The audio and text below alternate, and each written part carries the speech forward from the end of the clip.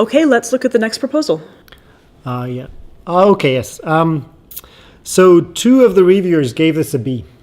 And I would just simply forward their proposal. I think this should be a B. But one of the reviewers gave it an A, no?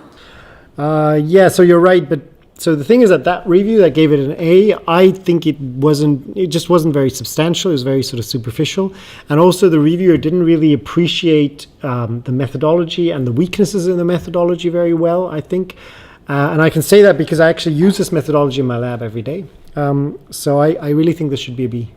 Still, sometimes it's trivial to see that something has very real potential to be a breakthrough, and in my mind there's absolutely no doubt that this is an exceptional proposal, and I think it should clearly have an A. Okay.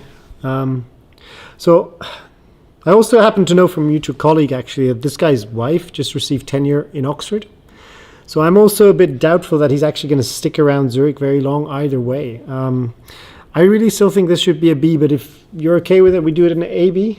AB sounds good to me. Should we do AB? Okay, let's do AB.